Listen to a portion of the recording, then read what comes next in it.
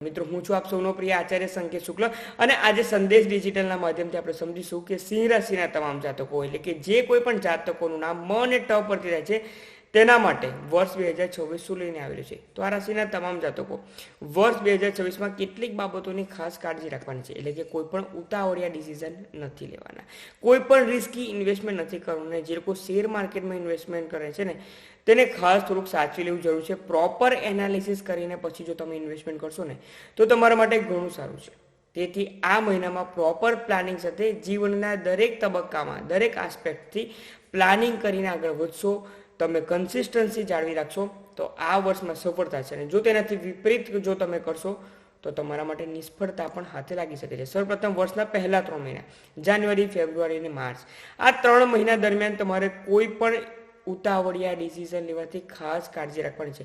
Work પ્લેસમાં પણ તમારે કોઈ પણ ઉતાવળિયું કોઈના સાથે પણ ઝઘડો કરવાથી પણ બચવાનું છે.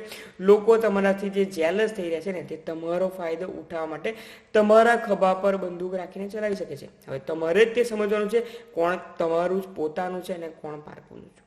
ત્યારબાદ એપ્રિલ, મે અને જૂન મહિના દરમિયાન તમારા વિચારોમાં થોડાક ચેન્જીસ આવી શકે છે. મોટિવેશન અને આત્મવિશ્વાસમાં વધારો થઈ શકે છે. તેથી તે સમય તમારા પર કાર્ય કરવા માટેનો સમય છે.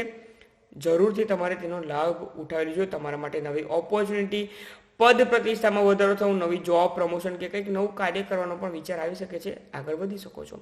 ત્યારબાદ જુલાઈ, ઓગસ્ટ અને સપ્ટેમ્બર જોબના સાથે સાથે કંઈક નવી બીજી પ્રવૃત્તિ તમે શરૂઆત કરી શકો છો. ફ્રેન્ડ્સ, ફેમિલી તમામ સાથે ટાઈમ સ્પેન્ડ કરવા માટેનો ઘણો સારો સમય છે. પરંતુ આ સમય દરમિયાન કંઈક તમારા સાથે ઓનલાઈન ફ્રોડ, પૈસા બાબતે કંઈ તકલીફ ન થઈ જાય કે પછી કોઈ પણ સરકારી કાર્યમાં જે કંઈ પણ પૈસા રોક્યા હતા તેમાં અચાનક જ તમારા પૈસા તકલીફમાં મુકાઈ ગયા છે તે પ્રમાણેના ન્યૂઝ મળી શકે છે. તેથી થર્ડ ક્વાર્ટરમાં ખાસ કરીને ખૂબ સાચવીને ફાઇનાન્શિયલ ઇન્વેસ્ટમેન્ટ પ્લાનિંગ કરવું જોઈએ. અને ઓક્ટોબર, નવેમ્બર, ડિસેમ્બર તમારા માટે સર્વાધિક રીતે ઘણા સારા રહી શકે છે. જે કંઈ પણ પૂરા વર્ષ દરમિયાન જે તકલીફ રહી હતી ને હવે તેનું 3 મહિનામાં તમામ વસ્તુ ફરીથી પ્રાપ્ત કરવાની છે. આ સંજોગો તમારે બની શકે છે. જે કોઈના પણ લગ્નને લગતી પણ તકલીફ છે તો લગ્ન જીવનમાં સુધારો અને લગ્ન થવાના સંજોગો પણ બની રહ્યા છે. તેથી આ સમયનો તમારે લાભ ઉઠાવવો જોઈએ. ઉપાય તરીકે તમારે દરરોજ આદિત્ય હૃદય સ્તોત્રનો પાઠ કરવો જોઈએ અને સાથે સાથે સૂર્યદેવના ઉગતા પહેલા તમારે તમારા દિવસની શરૂઆત કરવાની છે. આ પ્રમાણે સાધારણ ઉપાય દેશમાં હોય કે વિદેશમાં હોય જો તે પણ તમે કરશો ને તો તમારા માટે આ વર્ષ ઘણું સારું સફળતા પણ તમને આપી શકે છે. ઓમ નમઃ શિવાય.